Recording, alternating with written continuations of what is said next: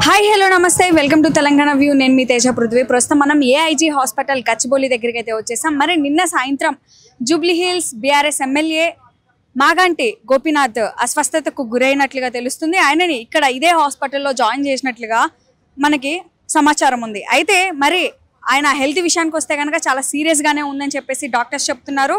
రానున్న 48 అవర్స్ గడిస్తే కానీ ఆయన హెల్త్ కండిషన్ ఎలా ఉంది ఏంటి అని చెప్పలేమని చెప్పేసి చెప్తున్నారు. మరి దీనికోసం అయితే చాలామంది ఎమ్మెల్యేలు ఎంపీలు చూసుకుంటే కనుక హరీష్ రావు గారు కూడా నిన్న వచ్చి ఆయనని కలిసి వెళ్ళడం కూడా జరిగింది. అయితే అందులో సర్దార్ అనే వ్యక్తి ఉన్నారు. ఈయన గోపీనాథ్కి రైట్ హ్యాండ్గా కూడా మంచి సన్నిహితుడిగా కూడా ఉన్నట్లుగా తెలుస్తుంది. మరి ఈయన ఇంత సడన్గా అసలు సూసైడ్ చేసుకొని చనిపోవడానికి కారణం ఏంటి, ఎందుకు చనిపోవాల్సి వచ్చింది, ఏమన్నా ఉంటే నాకు చెప్పొచ్చు కదా అన్న విధంగా కూడా రోజు మరి గోపీనాథ్ గారు వాళ్ళ ఫ్యామిలీతో డిస్కస్ చేయడం జరుగుతూ ఉంది.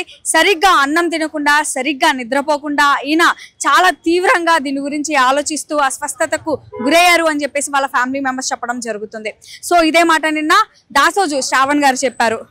ఎందుకు చనిపోవాల్సి వచ్చింది ఏంటి ఇలాంటి విషయాలు రోజు పదే పదే ఆలోచిస్తూ ఈయన ఇలా అస్వస్థతకు గురయ్యారు. పర్లేదు, ఇప్పుడైతే హాస్పిటల్లో బాగానే ఉన్నారు. మరైతే హాస్పిటల్లో మరి 48 గంటల తర్వాత ఏ విషయమైంది చెప్తామని చెప్పేసి పెద్ద డాక్టర్స్ అంటున్నారు.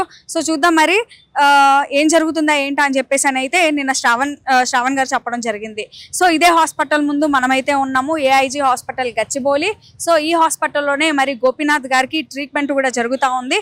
ఏదైతే మరి 48 గంటలు దాటితే కానీ ఆయన పరిస్థితి ఎలా ఉంటుందో ఏంటో మేము చెప్పలేమని చెప్పేసి చెప్పారు. సో చూద్దాం మరి 48 గంటలు దాటిన తర్వాత కూడా మరి ఆయన హెల్త్ ఎలా ఉంటుంది ఏంటి అని చెప్పేసి. సో ఇది live update from AIG hospital Gachibowli. Camera person అరవింద్తో తేజ పృథ్వీ, హైదరాబాద్.